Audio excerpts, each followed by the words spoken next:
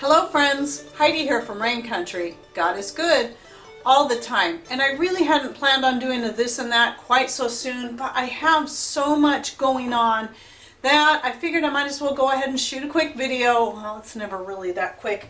Just showing you some of the many things I have going on today and to kind of direct you back to some videos that I already have out that you might be interested in, especially if you're new.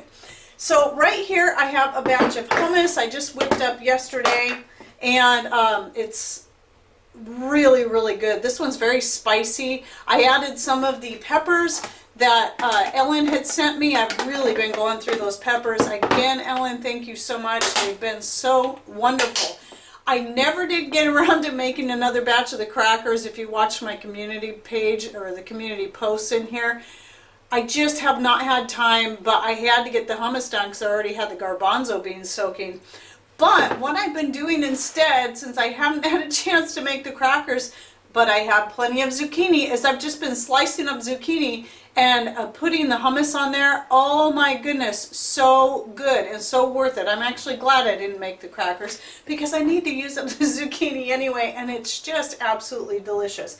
So if you're interested in my hummus recipe, I'll go ahead and link to it right up here. I believe in that one I use some black olives. And I also have a recipe for the crackers that you can find. You can go check out the community page. Just look for the community tab on my main channel page. You'll see videos, a couple other links, and community, playlists. Just click on community and go down there and see. It's kind of like almost like a Facebook page in a way. So right here I'm getting ready to make a batch of infused oils that I use for my skin cream. And I do have a video I did a while back on infused oils, but I'm going to be making a new one when I'm done shooting this, but I hope to put it up before this one. So if it's there, I'll go ahead and link to it right up here if I get it up first. But anyway, I'm constantly having to make a lot because I've been selling quite a bit of the skin cream.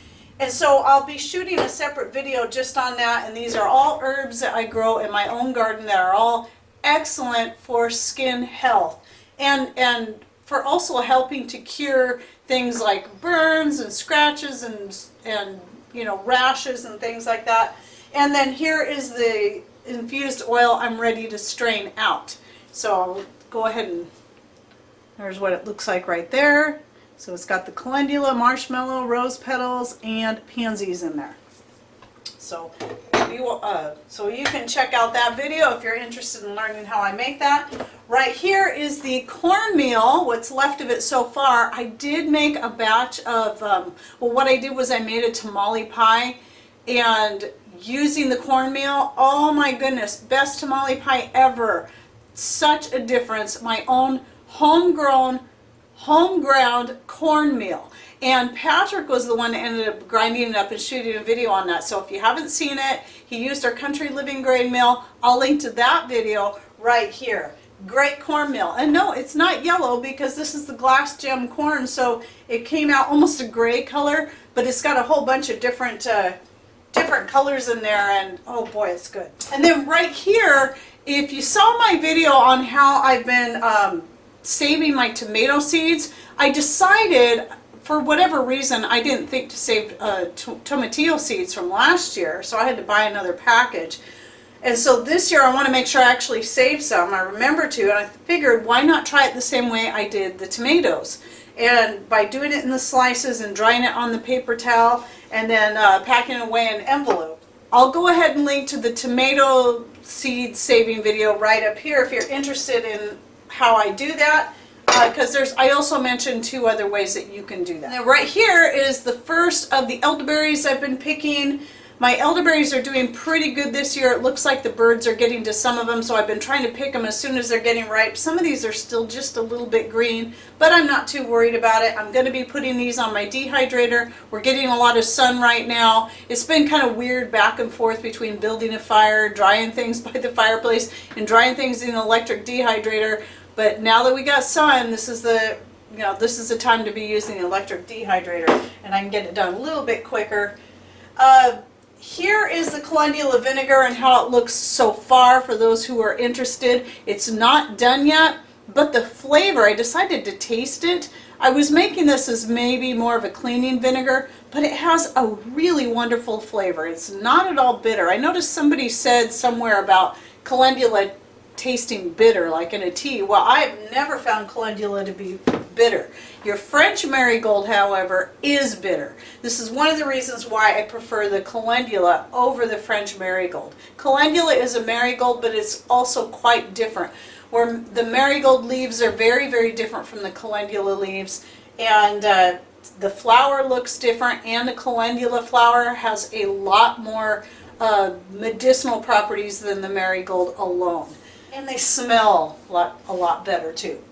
So speaking of vinegar, I wanted to show you, I just made a batch of farm cheese today, and this is so great. It's such a wonderful thing. I do have a video on how I make homemade cheese, and with some variations, ways that you could spice it up, and I think I did 4 different flavors in that one. I'll go ahead and link to that video right up here so you can see how I did it. The difference with this is that this is actually using my homemade vinegar. Now that my vinegar is far more acidic with the new way that I've been doing it, I'm able to get a successful batch of cheese using the vinegar, which means I don't have to rely on store-bought GMO vinegar or the expensive citrus juice, because here it's expensive. You know, we can't grow citrus really well here, so you know, either you got to buy the fresh fruit or buy the organic lemon juice, and it's great that we have that option, but it's so much more expensive, where I can make vinegar for